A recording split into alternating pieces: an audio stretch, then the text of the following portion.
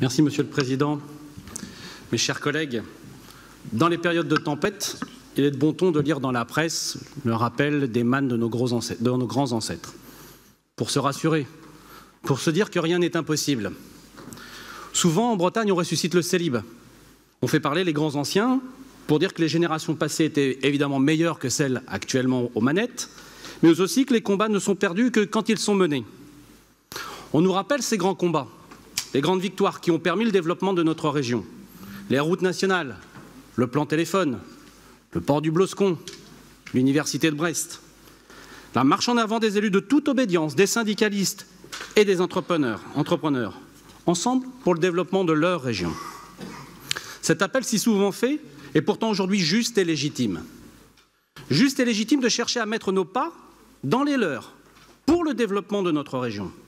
Non pas qu'auparavant, les inquiétudes ou les sujets en question ne méritaient pas l'appel de notre histoire, mais aujourd'hui, pour reprendre une expression bien connue dans une série américaine, l'hiver vient. Les derniers 6 mois n'ont en effet annoncé rien de bon. L'inauguration de la LGV le 1er juillet par le président Macron, qui devait être un moment de fête, a été douchée par ses propos fermes et sans ambiguïté sur la fin du tout TGV. Son propos, je le cite, était qu'il n'entendait pas relancer de grands projets nouveaux, mais s'engager à financer le renouvellement des infrastructures, menaçant de fait le projet de connexion de Brest et Quimper vers les 3 heures de Paris. Combat de la génération politique précédente. L'accessibilité de la Bretagne s'était toujours comprise et défendue dans sa globalité. Pas simplement par une meilleure connexion vers Paris, c'est important, mais aussi par un rapprochement entre les deux bouts de la Bretagne, l'Est et l'Ouest, entre Brest, Quimper, Lorient, Morlaix et Rennes. Car les mobilités du quotidien, ce sont aussi les lignes internes, les échanges intra-Bretagne. Nous avons besoin de faciliter ces liaisons internes pour que les métropoles irriguent l'ensemble des territoires bretons, que les distances ne soient plus un frein aux collaborations. Les promoteurs de ce projet l'ont défendu bec et ongle contre tous les mauvais génies, experts en tout genre, inspecteurs des finances en premier lieu, qui ne voyaient pas l'utilité de rapprocher la Bretagne de Paris. Hors de leur propre période de vacances, évidemment. Mais la Bretagne n'a pas vocation à devenir une Braise Riviera. Nous aussi, nous nous battons pour le train du quotidien, celui qui est emprunté par des milliers de Bretons chaque jour via le TER, le train des salariés, des chômeurs, des entrepreneurs, des étudiants. Nous le démontrerons demain, avec force, autour du débat sur le budget de transport, et ce, grâce à l'action déterminée de notre vice-président Gérard Lahellec. Le train du quotidien en Bretagne, cela marche. On n'a pas attendu les injonctions gouvernementales pour investir dans de nouvelles rames, pour une nouvelle gamme tarifaire juste et solidaire, dans une convention de TER assurant une desserte de services publics toujours plus performante. Mais le train du quotidien, c'est aussi le TGV. Les dessertes TGV et TER sont complémentaires. Les unes nourrissent les autres. Il ne faut pas les opposer. Le TGV est déterminant pour permettre la multiplication des échanges et des rendez-vous, car pour le moment, la France est et restera un État centralisé. Et toutes les décisions, tous les deals, toutes les négociations se font et se terminent à Paris. Ce train du quotidien, ce n'est pas un caprice comme j'ai pu l'entendre à de multiples reprises lors des 5 dernières années dans les travées de l'Assemblée nationale. Et encore plus fortement après l'échec de l'écotaxe, où certains rédacteurs de rapports, devenus célèbres ces dernières semaines, n'hésitaient pas à dire publiquement dans les travées « pas d'écotaxe, pas de TGV pour les Bretons ». Le rapport Duron est suffisamment inquiétant pour que notre collègue Ferrand ait dû prendre un avion pour défendre le train, selon la presse bien informée. Quand on connaît son amour immodéré pour l'avion, c'est dire l'urgence.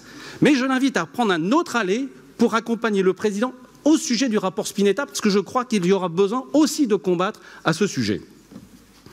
L'abandon de Notre-Dame-des-Landes n'est pas sans conséquence pour la Bretagne, car nul ici n'a oublié que la liaison sud pour Quimper passait par 7 aéroports. Personne non plus n'a oublié que le protocole d'accord comprenait un mot, concomitamment.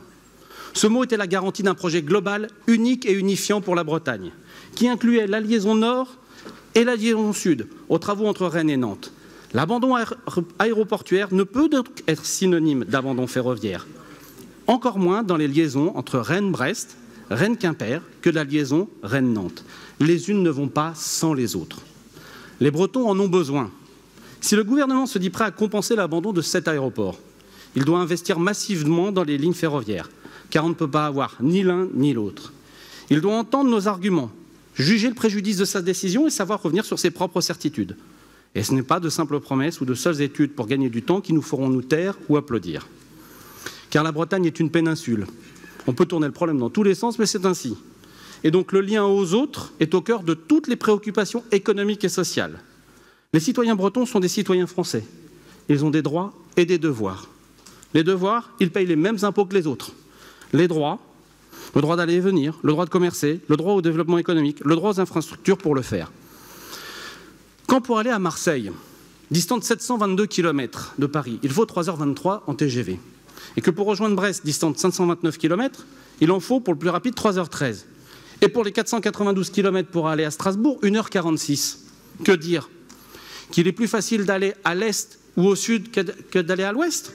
Qu'une nouvelle règle de physique a été découverte? Je tiens à préciser que l'argument du vent dans le nez ne tient pas 30 secondes. Où est la promesse républicaine de l'égalité des droits? Nous ne demandons rien de plus que cela. L'égalité des droits, l'accès au progrès partagé.